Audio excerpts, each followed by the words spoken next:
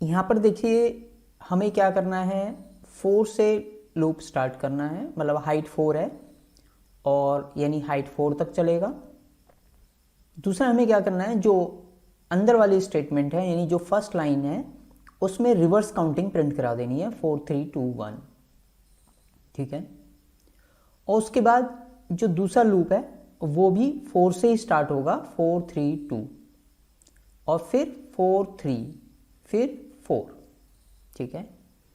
तो देखिए थोड़ा सा इसमें सोचने की ज़रूरत है कि हमें 4 3 2 1 तो प्रिंट कराना आता ही है, तो सबसे पहले यही करते हैं, एक लूप चला करके 4 3 2 1 प्रिंट करा देते हैं और हाइट ले लेते हैं यूज़र से, ठीक है। तो मान लीजिए मैंने एक वेरिएबल ले लिया इंट h, क्योंकि एक ही वेरिएबल लेना है। तो हमारे क्वेश्चन के अकॉर्डिंग जो पहली लाइन आनी चाहिए 4 से लेकर के 1 तक प्रिंट करना चाहिए, ठीक है। तो हम क्या करते हैं, हम एक लूप चला देते हैं 4 int i equal to h and i is greater than equal to 1, क्योंकि रिवर्स प्रिंट कराना है। और क्या करते हैं i प्लस प्लस, नहीं i माइनस माइनस, क्योंकि रिवर्स चलाना है 4 से लेकर के 1 तक। तब तक क्या करते हैं, प्रिंटिफ %d और i की वैल्यू प्रिंट करा देते हैं। तो इससे क्या होगा, अगर h में मान लीजिए 3 डाला है तो 3 2 1 ये प्रिंट कर देगा। ये प्रिंट होने के बाद कंट्रोल नेक्स्ट लाइन पे जाना चाहिए, तो यहां पर लिख देते हैं प्रिंटिफ /n, ठीक है। अब अगर क्वेश्चन को देखें तो ये दोबारा से 4 से ही स्टार्ट होगा, लेकिन इस बार 2 तक जाएगा, जबकि हमारे क्वेश्चन के अकॉर्डिंग ये 1 तक जा रहा है।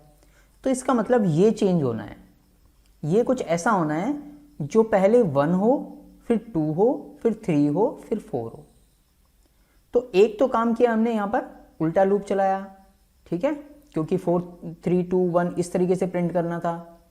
दूसरा हमें सोचने की जरूरत है, ये है कि पहले ये 1 तक चलेगा, फिर 2 तक, फिर 3 तक, फिर 4 तक, है ना। तो अगर मैं यहां पर i लिख दूं, सॉरी j लिख दूं, और j क्या करता हूं, बाहर लूप चला देता हूं 4 int j equal to 1, j is less than equal to 4 and j plus plus. अब देखिए जब j की वैल्यू 1 है तो ये 4 से हाइट से लेकर के 1 तक चलेगा, यानी 4 से लेकर के 4 3 2 1, ठीक है। 4 की जगह यहां पर भी h लिख सकते हैं हम। तो अभी मान के चलते हैं यूजर ने डाला 4, लेकिन देखने के लिए वैल्यू कम ले लेते हैं, मैंने ले लिया यहां पर 3, ठीक है। तो h में आ गया 3, j की वैल्यू है 1। अब देखिए 1 लेस देन 3 है, यस है, अंदर जाएगा, लेकिन ये कहां से स्टार्ट होगा, ये h यानी 3 से स्टार्ट होगा, i की वैल्यू होगी 3, और कहां तक जाएगा, जो भी j की वैल्यू है, j की वैल्यू है 1, यानी 3 से 1 तक जाएगा। तो 3 2 1 प्रिंट कर देगा, ये बताने की जरूरत तो नहीं है मुझे। तो ये 3 2 1 प्रिंट हो गया।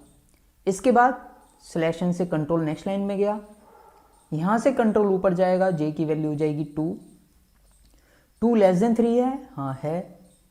अब ये वापस यहां पर आएगा, h की वैल्यू कोई चीज नहीं है, h अभी भी 3 है, तो 3 से ही स्टार्ट होगा, लेकिन j की वैल्यू है 2, तो 3 से लेकर के 2 तक चलेगा, यानी 3 2। फिर ऐसी j की वैल्यू इंक्रीमेंट होगी, j की वैल्यू हो जाएगी 3 इक्वल टू 3 है, यस है।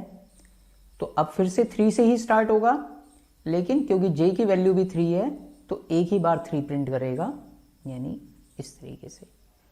तो इस तरीके से 3 2 1 3 2 3 आ जाएगा। अगर 4 से चलाओगे तो 4 3 2 1 4 3 2 4 3 एंड 4 आ जाएगा। इसी तरीके से किसी भी हाइट के लिए आप इस लूप को चला सकते हैं। आई होप लॉजिक किस तरीके से सोचना है ये आपको क्लियर हुआ होगा। आपको इस क्वेश्चन में जो भी समझ में आ रहा है, जैसे आपको ये समझ में आ रहा है कि ये कैसे होगा, तो पहले इतना ही करें, फिर सोचें कि ये कैसे आएगा, हमें कहाँ पे चेंज करना पड़ेगा। तो इस तरीके से जब आप सोचेंगे तो आपको खुद समझ में आएगा कि इस क्वेश्चन का सॉल्यूशन किस तरीके से किया जा सकता है। क्लियर? All the best.